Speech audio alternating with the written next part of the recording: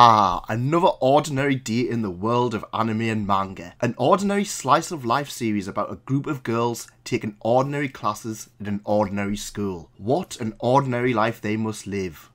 Wait, is that girl a robot?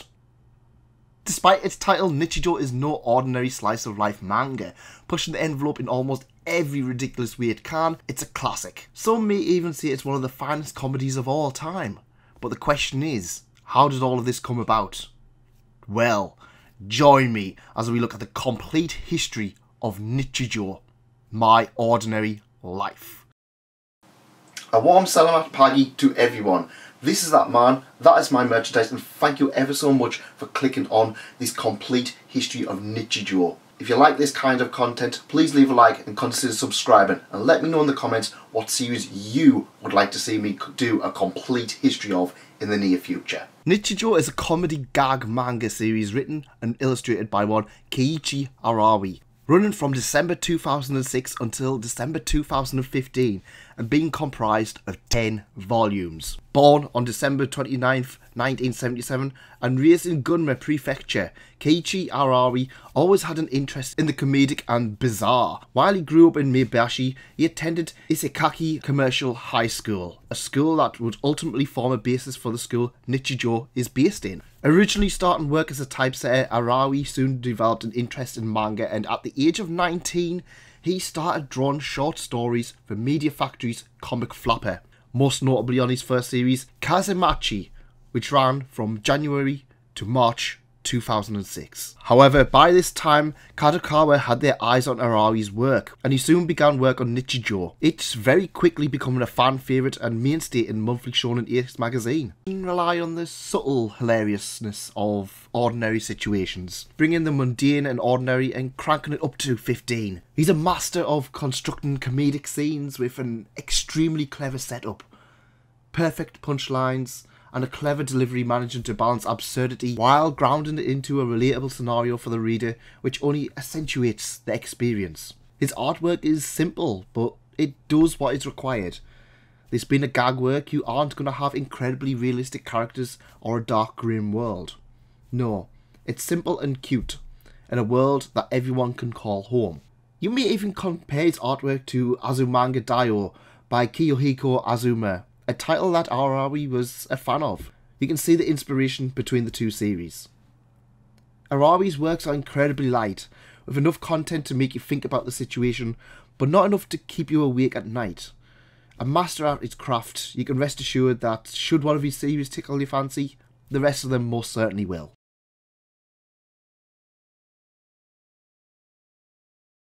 Nichijou is a classic, there's no ifs or buts about it. Maybe not as popular when the series was active, a dedicated fanbase has managed to keep the spirit alive.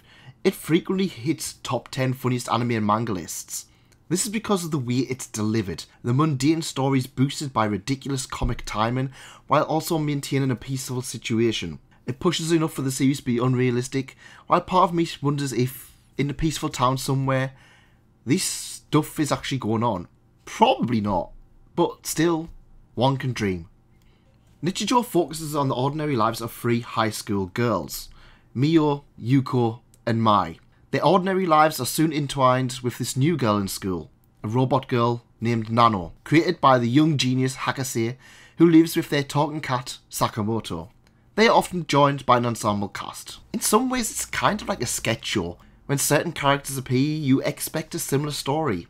Yet, Arawi manages to subvert these expectations, bringing new and unique plates to the table. In one chapter, the principal may be getting bullied by the vice principal, while in the very next, he's fighting a stray deer. Arawi manages to criticise common archetypes and lazy artistic trends by taking formula found in other series and blowing them up to ludicrous proportions, but keeping enough details to just show the logic behind them. It's never mean-spirited, but look what you could do with these characters if you thought outside the box. Perhaps other manga could take note of this while delivering tropes. Honestly, there's not a single bad character out of the lot. While the series may take a few chapters to get into, and honestly, the first time I read it, Volume 1 didn't appeal to me at all. On subsequent rereading, I started to find all the little nuances that made the series so well written. It became a title that I was initially going to get rid of, to one that I need to know the entire series of. Familiarity breeds fondness, and I was genuinely excited to see what would happen next to my favourite characters. While I did enjoy all of the characters, the trio of the robot girl Nano and her every tyrant world of trying to convince Hakase to remove the giant key on her back was what held me the most. Their connections are ones I genuinely adored, usually with the childish Hakase doing something ridiculous, while Nano and Sakamoto are simply along for the ride. It really works. Of course, they aren't alone. There are plenty of hilarious, memorable characters. From a young man with a natural blonde mohawk who doesn't believe in the supernatural yet manages to prove it, to a professor who does everything for science and accidentally has everything backfire, or the tsundere who acts on impulses by shooting the man of her dreams, an aristocratic farmer. While these are all small jokes, the attachment you'll receive over the series is almost unreal. Characters fall in love, they laugh, they cry, they stand in the hall for ignoring their homework. Honestly, it's really great. While you could read the series in pretty much any order, the anime actually doing this by having Nano go to school later on than the manga, Nichijou does have a small plot running throughout.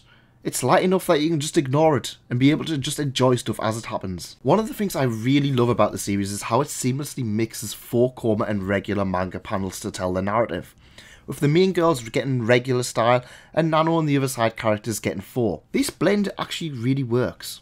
Nichijou was never intended to be a full-on series, rather more a short gag title that would sporadically appear from time to time. It became a full-time series as of December 2006. Honestly, you can kind of see this in Volume 1, as the jokes feel more removed, and it's not until Volume 2 where it manages to keep these jokes going for a long period of time. In the West, Nichijou has had a bit of a rocky path. Originally licensed by Bandai Entertainment in 2011, but was cancelled by October of the same year due to downsizing of the company. It was then picked up by J-Manga, an American digital platform who began releasing the first few volumes. Sadly, this was shut down in May 2013. Nichijou remained out of the public's hands for some time before being picked up by Vertical Inc., a subsidiary partner to Kodansha. They released Nichijou in its entirety between 2016 and 2017. The manga itself is rather nice, retaining the Tankoban feeling you'd expect from a Japanese manga, but with the high quality feel you'd expect from Vertical themselves.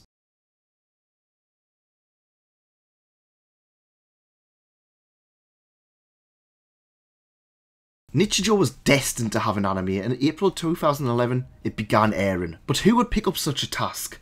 Why, KyoAni of all people. Off the heels of similar titles such as Lucky Star, KyoAni picked up Nichijou and ran with it.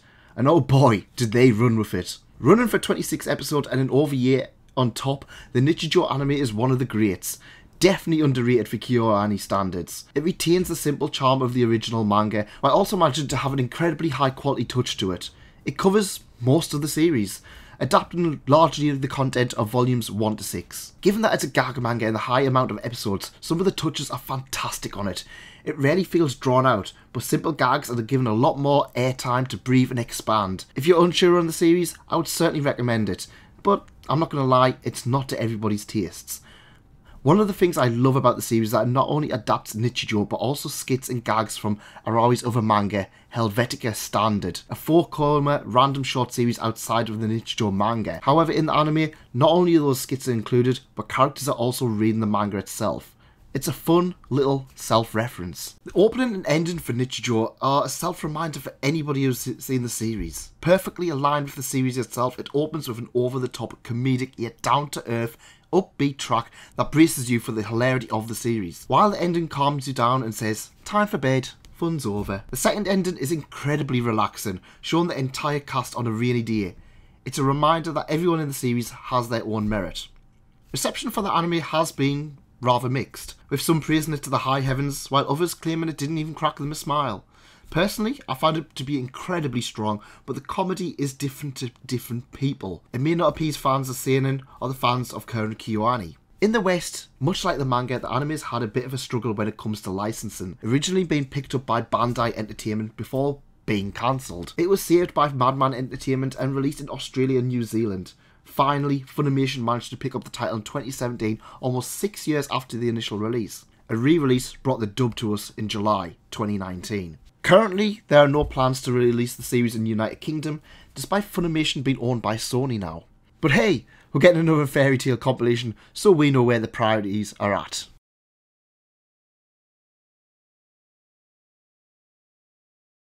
While that anime was airing, a little bit of merchandise was released, including paper crafts, clothes, and the odd keyring here and there. Honestly, for a series that is now considered a cult classic, there wasn't a huge amount of merchandise for it. The cream of the crop in my eyes are the Nendroids of Nano and Hakase, two that I am personally now looking for. The Blu-ray release of Nichijou in Japan didn't really do a great amount of sales, and the anime failed to make back its budget. Constantly a debate between the critics and the fans, there was very little interest for a second season. While some fans hope the remaining contact will eventually be adapted, KyoAni has moved on to titles such as Free, Sound Euphonium, and Violet Evergarden, and the incredible fandoms associated with them. A PSP game of Nichijou was released in 2011. It scored mixed reviews, and nobody ever talks about it. Even finding footage for this video proved difficult, but hey, it's something. Finding sales figures for the Nichijou manga is rather difficult. It was reported that it hit beyond the 1 million mark back in 2011, but very little information since. The series wrapped itself up in 2015 to rather little fanfare. But what of Keiichi Arabi? Well, he would go on to do just fine. During Nichijou he put out the previously mentioned Helvetica Standards, which also received a release in the West and also contributed to an Azumanga Daioh 10th anniversary manga release. Helvetica Standards is quite an interesting release, the follow-up for Nichijou. It's a full-colour anthology of Awari's comic art and design work. Set over 2 parts, it gives us an interesting look into his creative mind.